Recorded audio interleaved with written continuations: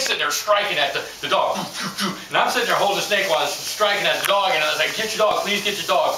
And the snake didn't care nothing about me, just messing with that dog. So the snake had every opportunity to come back, bite me on the hand, but it never did. It was just concerned about that dog. In my handling of snakes, I found the majority of the ones I handle, I usually, if it's aggressive, I can just point it towards people, and it'll sit there and strike at them. It doesn't care about me. So I use that technique while I'm handling snakes. As I'm handling them, I'm always behind them.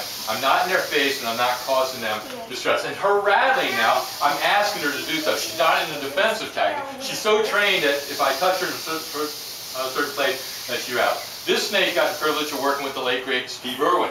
Steve Irwin came to our zoo, and he asked me if I could take out a few snakes so they could do film work with. They needed a snake that was very docile, that would sit, and because I don't know if you've ever been in the film business, but they go about through 30 takes before they get the real good one. So they wanted one to rattle on cue, and this was her. Steve was really enamored with the snake, thought she was wonderful, and it was very sad that we lost him.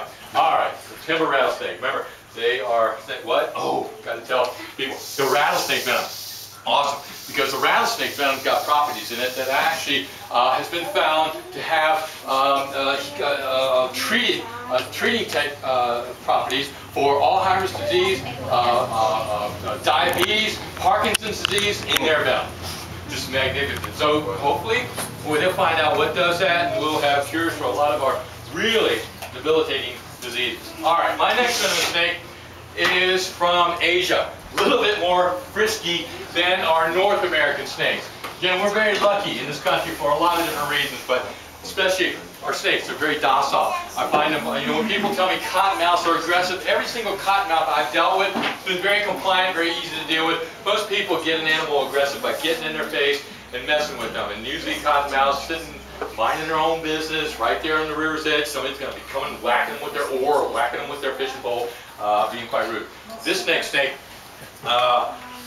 has friskiness to back down mega predators. I mean, it's got to deal with tigers, it's got to deal with elephants, it's got to deal with 20-foot crocodiles. So it's got to be a little bit aggressive, a little bit frisky in order to deal with those animals.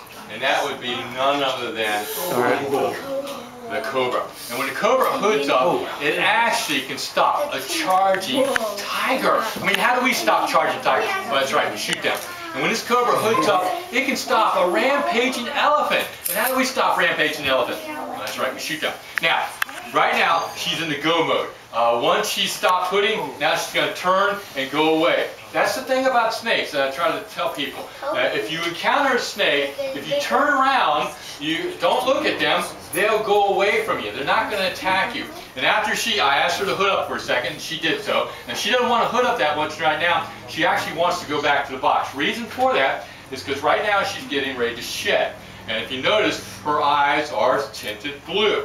Now, snakes can see while they're getting ready to shed. When people thought that the snakes were blind when they were going to get ready to shed, I'm just going to let her tool around here. I'll get her back out.